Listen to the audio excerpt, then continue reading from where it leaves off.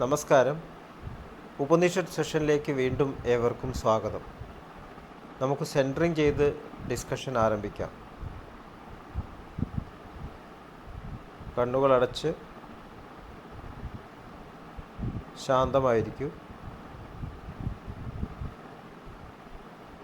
ഹൃദയത്തിൽ കുടികൊള്ളുന്ന ദിവ്യപ്രകാശത്തിൻ്റെ സ്രോതസ്സ് മനസ്സിനെ ആകർഷിക്കുന്നതായി അനുഭവിക്കൂ.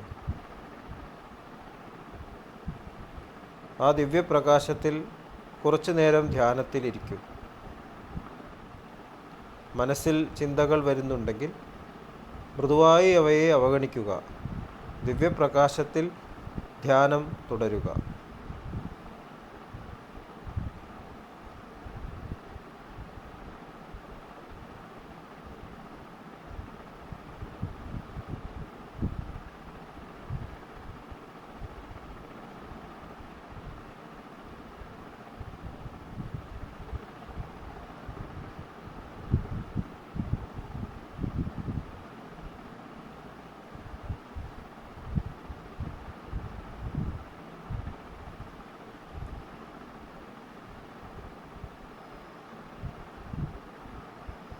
ഓക്കെ. ആ കണ്ടീഷൻ ഹൃദയത്തിൽ നിലനിർത്തി പതുക്കെ കണ്ണുകൾ തുറക്കൂ. നമ്മൾ ഛാന്തോക്യ ഉപനിഷത്ത് തുടരുകയാണ്.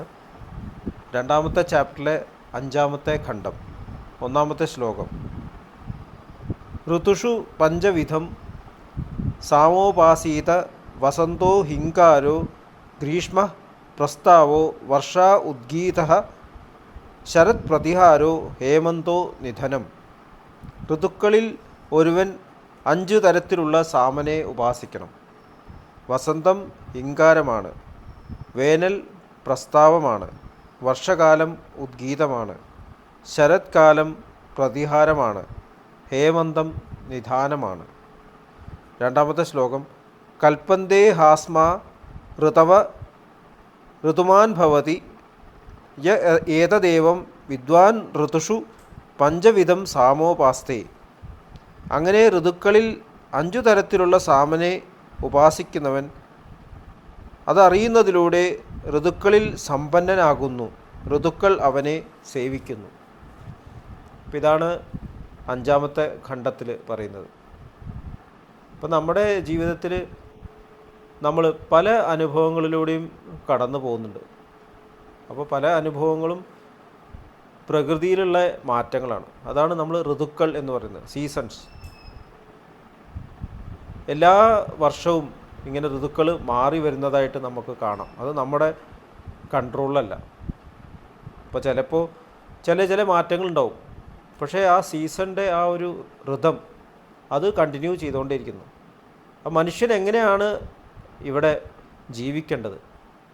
നമ്മൾ ഈ മാറ്റങ്ങൾക്ക് അധിഷ്ഠിതമായിട്ടുള്ള അതിൻ്റെ എല്ലാത്തിൻ്റെയും അണ്ടർലൈങ് ആയിട്ടുള്ള ആ താളം, അതിലേക്ക് നമ്മൾ കണക്റ്റഡായിട്ട് ജീവിക്കണം. അതാണ് മനുഷ്യ ജീവിതം.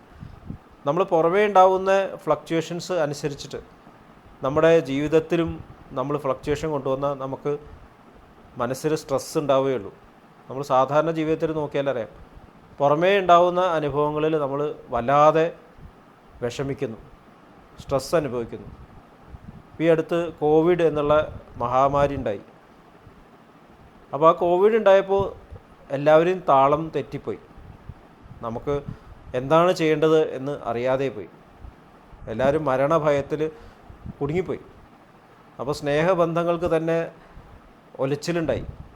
അപ്പോൾ വളരെയധികം സ്നേഹിക്കുന്ന ആൾക്കാർ തന്നെ കോവിഡ് വന്നു കഴിഞ്ഞാൽ അവരെ അടുത്ത് പോകാൻ പേടിയാണ്. അതുപോലെ തന്നെ കോവിഡ് സ്പ്രെഡ് ചെയ്യാതിരിക്കാൻ വേണ്ടിയിട്ടുള്ള നിയമങ്ങളുണ്ടായി. അവരെ ഐസൊലേഷൻ വാർഡിൽ കിടത്തുക, ചിലർ ഐസൊലേഷനിൽ ആരും കാണാതെ തന്നെ, ബന്ധുക്കൾ കാണാതെ തന്നെ മരിക്കുക. ചിലപ്പോൾ അവർ ക്രിമേഷനിലേക്ക് കൂടിയും റിലേറ്റീവ്സിന് പോകാൻ പറ്റാതെയായി. പല സ്റ്റേറ്റ്സിനും അടുത്ത സ്റ്റേറ്റ്സിലേക്കുള്ള ബോർഡേഴ്സ് അടയ്ക്കപ്പെട്ടു. അപ്പോൾ ഇവിടെ നിന്നും പേഷ്യൻസിനെ, എമർജൻസി പേഷ്യൻറ്റിനെ അപ്പുറത്തേക്ക് കൊണ്ടുപോകാൻ തടസ്സമായി തുടങ്ങി. അപ്പോൾ എന്താണ് അവിടെ നമുക്ക് നഷ്ടപ്പെട്ടു പോയത്? എന്താണ് ഈ കോവിഡിൻ്റെ സന്ദേശം ഉണ്ടായിരുന്നത്? പ്രഗത്ഭനായിട്ടുള്ള മാനേജ്മെൻറ്റ് വിദഗ്ധനായിട്ടുള്ള ഇഷാക് അഡിസസ് അദ്ദേഹം പറയുന്നത് എന്താണ് പ്രോബ്ലം, എന്താണ് പ്രശ്നം, നമുക്ക് സോൾവ് ചെയ്യാൻ പറ്റുന്നതാണ് പ്രശ്നം എന്ന് പറയുന്നത്. നമ്മുടെ ജീവിതത്തിൽ നമ്മുടെ തലത്തിൽ നിന്നും സോൾവ് ചെയ്യാൻ പറ്റുന്ന കാര്യങ്ങൾ നമ്മൾ പ്രോബ്ലം എന്ന് കരുതാൻ പാടുള്ളൂ. നമ്മുടെ രാജ്യത്തിൽ ഒരു എക്കണോമിക് ക്രൈസിസ് ഉണ്ടായി എന്ന് വിചാരിക്കുക, അത് നമുക്കൊരു പ്രോബ്ലം ആണോ? നമുക്കത് സോൾവ് ചെയ്യാൻ പറ്റില്ല. പക്ഷേ എന്താണ് നമുക്ക് സോൾവ് ചെയ്യാൻ പറ്റുന്നത്? ഈ എക്കണോമിക് പ്രോബ്ലത്തിൽ നമ്മൾ എങ്ങനെ ജീവിക്കണം, ഇത് എൻ്റെ കയ്യിലുള്ള കാര്യമാണ്. അതുപോലെ തന്നെയായിരുന്നു കോവിഡ് എന്നുള്ള ഈ പ്രശ്നം. കോവിഡ് എന്നുള്ള ഈ പ്രശ്നത്തിനെ നമുക്ക് സോൾവ് ചെയ്യാൻ പറ്റുന്ന ഒരു കാര്യമായിരുന്നില്ല. വൈറസ് വന്നു, വാക്സിൻസ് കണ്ടുപിടിക്കാനുള്ള ഒരുപാട് ടെസ്റ്റുകൾ നടത്തി വാക്സിൻ കണ്ടുപിടിച്ചു. പക്ഷെ അതുകൊണ്ടാണോ അതോ നാച്ചുറലായിട്ടാണോ കോവിഡ് അതിൻ്റെ പാട്ടിന് പോയി? പക്ഷേ ഈ കോവിഡിൻ്റെ സമയത്ത് നമ്മളിൽ എന്ത് മാറ്റങ്ങളാണ് വന്നത്? നമ്മളെങ്ങനെയാണ് അതിനെ ഫേസ് ചെയ്യേണ്ടിയിരുന്നത്? നമുക്കൊരു പ്രശ്നം വരുമ്പോൾ നമ്മൾ നിസ്വാർത്ഥരായിട്ട് സ്നേഹത്തോടു കൂടിയിട്ട് അതിൽ പ്രവർത്തിച്ചിരുന്നെങ്കിൽ നമ്മൾ തമ്മിലുള്ള സ്നേഹബന്ധം കൂടി വരുമായിരുന്നു. ദുഃഖമേ സുമിരൻ സബ് കരേ സുഖമേ കരേ ന കോയ് ജോ സുഖമേ ബി സുമിരൻ കരേ ദുഃഖ കാഹേക്കോ ഹോയ് എന്ന് കബീർദാസി പറഞ്ഞിട്ടുണ്ട്. ദുഃഖത്തിൽ നമ്മൾ ഈശ്വരനെ സ്മരിക്കുന്നു, സുഖത്തിൽ നമ്മൾ സ്മരിക്കുന്നില്ല. അപ്പോൾ എന്താണ് ഈശ്വരൻ എന്ന് പറയുമ്പോൾ അതാണ് ഛാന്തോക്യ ഉപനിഷത്തിൽ പറയുന്നത്. നമ്മുടെ ഈ മാറ്റങ്ങളുടെ ഉള്ളിൽ അതിനെ കണക്ട് ചെയ്യുന്ന ആ ഒരു എസെൻസ്, അതാണ് ഡിവിനിറ്റി എന്ന് പറയുന്നത്. അതിനാണ് ഉദ്ഗീതം അഥവാ ഓം അഥവാ ശബ്ദ എന്ന് പറയുന്നത്. ഭഗവാൻ ശ്രീകൃഷ്ണൻ ഭഗവത്ഗീതയിൽ പറയുന്നു, ഈ പ്രപഞ്ചത്തിലെ എല്ലാ ചരാചരങ്ങളെയും കോർത്തിണക്കുന്ന സൂത്രമാണ് ഞാൻ, ചരടാണ് ഞാൻ എന്നാണ്. അതാണ് സ്നേഹത്തിൻ്റെ ചരട്. നമ്മളെല്ലാം യഥാർത്ഥത്തിൽ സ്നേഹത്തിലാണ് ജീവിക്കുന്നത്. അത് മനസ്സിലാവുന്നത് വിഷമമുള്ള സമയത്ത് മാത്രമാണ്. നമ്മുടെ എല്ലാ സമ്പാദ്യങ്ങളും നമ്മുടെ കഴിവുകളും ഒന്നും നമ്മളെ സഹായിക്കാൻ പറ്റാതെയാകുമ്പോൾ നമ്മൾ ആശ്രയിക്കുന്നത് സ്നേഹത്തിനെ മാത്രമാണ്. വളരെ പൈസക്കാരനായിട്ടുള്ള ഒരാൾ, എല്ലാ വിധത്തിലുള്ള ഫെസിലിറ്റി ഉണ്ട്, പെട്ടെന്ന് തലകറങ്ങി വീഴുകയാണ് ആരും ഇല്ലാത്തൊരു സ്ഥലത്ത്. അപ്പോൾ അവിടെ നിന്ന് സഹായിക്കാൻ വരുന്നത് ചിലപ്പോൾ അവിടെ ഒരു സാധാരണ മനുഷ്യനായിരിക്കും. അപ്പോൾ ആ ക്രൈസിസ് പോയിൻ്റ് സഹായിക്കുന്നത് മനുഷ്യസ്നേഹം മാത്രമാണ്. അതിനുശേഷം ഹോസ്പിറ്റലിൽ എത്തുന്നു, അവിടെ ICUവിൽ ട്രീറ്റ്മെൻറ്റ് എടുക്കാം, ബെസ്റ്റ് ട്രീറ്റ്മെൻറ്റ് എടുക്കാം. പക്ഷേ ഈ ക്രിട്ടിക്കൽ പോയിൻ്റ് അവിടെ നിന്നും അവിടേക്ക് എത്തിക്കണ ഒരു ദൗത്യം, അത് സ്നേഹമാണ്, നിസ്വാർത്ഥത അവിടെ ഉണ്ടായത്. അതില്ലായിരുന്നെങ്കിൽ പിന്നെ ഹോസ്പിറ്റലിൽ പൈസ ചിലവാക്കിയിട്ട് കാര്യമില്ല. അപ്പോൾ ഇത് നമ്മൾ വിസ്മരിച്ചു പോകണം. ആ പ്രധാന ഘട്ടങ്ങളെ നമ്മൾ മറന്നു പോകണം. ആ പ്രധാന ഘട്ടത്തിൽ നമ്മുടെ ജീവിതത്തിൽ ഏറ്റവും വിഷമം നിറഞ്ഞ സാഹചര്യത്തിൽ നമ്മളെ ഉയർത്തുന്നത്, നമ്മളെ ഹെൽപ്പ് ചെയ്യുന്നത് ഈശ്വരൻ മാത്രമാണ്. അതാണ് സ്നേഹം എന്ന് പറയുന്നത്. നമ്മൾ ഫൗണ്ടേഷൻ ടച്ച് ചെയ്യണം, ബേസ് ടച്ച് ചെയ്യണം.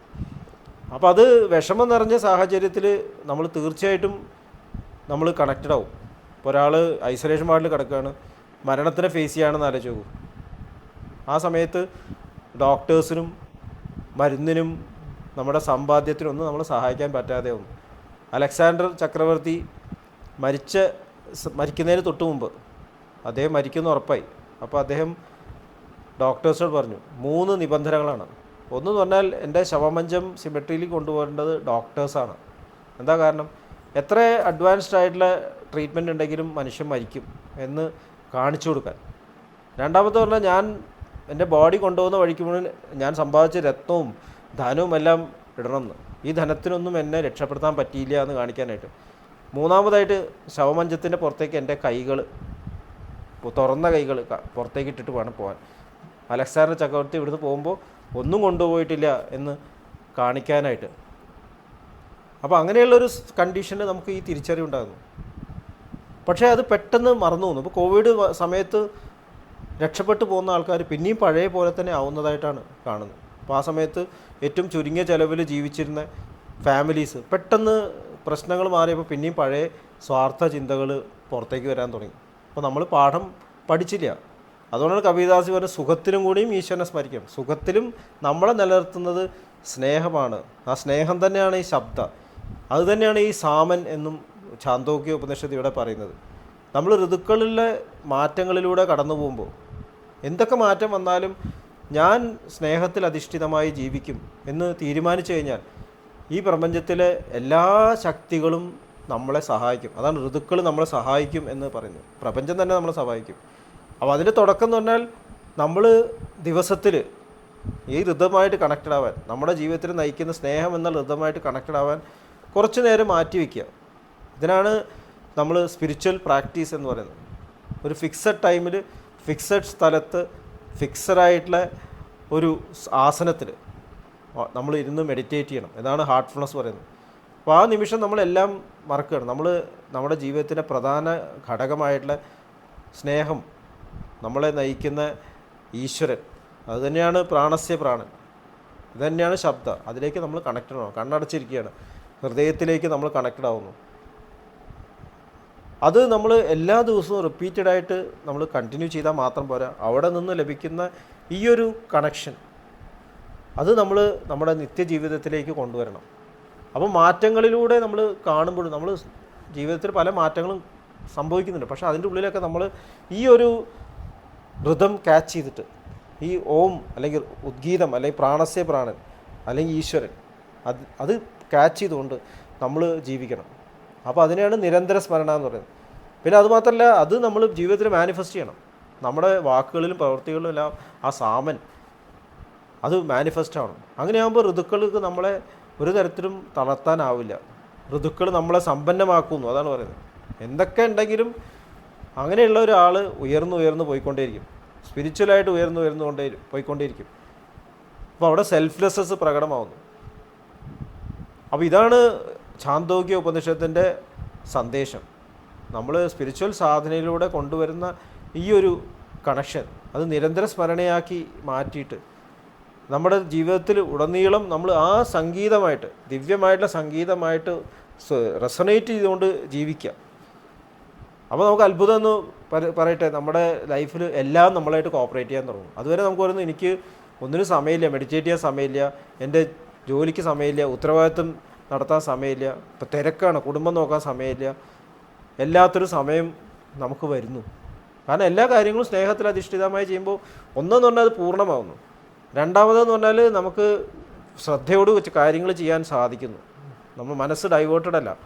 അതുകൊണ്ട് എല്ലാ കാര്യത്തിലും നമുക്ക് മാക്സിമം നമ്മുടെ ഹയസ്റ്റ് വേർഷനിൽ പ്രവർത്തിക്കാൻ സാധിക്കും. അതുകൊണ്ട് നമുക്ക് 10 മണിക്കൂർ കൊണ്ട് ചെയ്യേണ്ട കാര്യം ചിലപ്പോൾ 1 മണിക്കൂർ കൊണ്ട് കംപ്ലീറ്റ് ചെയ്യാൻ സാധിക്കും. അത് നല്ലതായിട്ട് ചെയ്യാൻ സാധിക്കും, നമ്മുടെ കഴിവിനെ മാക്സിമൈസ് ചെയ്യാൻ സാധിക്കും. പിന്നെ മൂന്നാമത് പറഞ്ഞാൽ നമ്മൾക്ക് പറ്റുന്ന കാര്യങ്ങൾ മാത്രം നമ്മൾ ചെയ്യുന്നു. ഒരിക്കലും സത്യസന്ധമല്ലാത്തൊരു പ്രവൃത്തി നമ്മൾ ചെയ്യില്ല. നമ്മുടെ ഇവിടുന്ന് നെഗറ്റീവായിട്ടുള്ള യാതൊരു വിധത്തിലുള്ള ചിന്തകൾ തന്നെ പുറത്തേക്ക് വരില്ല. എപ്പോഴും സ്നേഹത്തിൻ്റെ വേവ്സ് മാത്രമേ നമ്മളിൽ നിന്നും പുറത്തേക്ക് വന്നുകൊണ്ടിരിക്കുള്ളൂ. അപ്പോൾ അങ്ങനെയൊരു വ്യക്തി ഈ സൊസൈറ്റിക്ക് തന്നെ യഥാർത്ഥത്തിൽ വലിയൊരു മുതൽക്കൂട്ടായിട്ട് മാറും. അങ്ങനെയുള്ള ആൾക്കാരാണ് ഈ ലോകത്തിൽ വലിയ വലിയ മാറ്റങ്ങൾ കൊണ്ടുവരിക. വലിയ പ്രവർത്തികളൊന്നും ചെയ്യുന്നുണ്ടാവില്ല, പക്ഷേ ജീവിതത്തിൽ ഈ ഒരു സാമനുമായിട്ട്, ഈ ശബ്ദവുമായിട്ട് റെസനേറ്റ് ചെയ്തുകൊണ്ടുള്ള ആ ജീവിതം നമ്മൾ കൊണ്ടു നടക്കണം.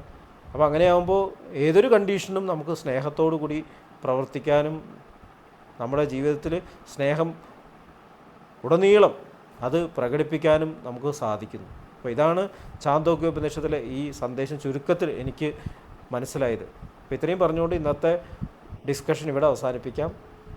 വീണ്ടും നമുക്ക് ശബ്ദത്തെക്കുറിച്ച്, സാമനെക്കുറിച്ച് ഉള്ള ഈ ഡിസ്കഷൻ, അത് സ്നേഹത്തെക്കുറിച്ച്, സ്നേഹത്തിനെ പറ്റിയിട്ടുള്ള വർണ്ണന അവസാനിക്കില്ല എന്നാണ് മാസ്റ്റേഴ്സ് പറയുന്നത്. അത് നമുക്ക് വീണ്ടും തുടർന്നുകൊണ്ടേയിരിക്കാം. എല്ലാവരെയും വീണ്ടും ഹാർട്ട്ഫുൾനെസ് സിസ്റ്റത്തിലേക്ക് സ്വാഗതം ചെയ്യുന്നു. നന്ദി, നമസ്കാരം.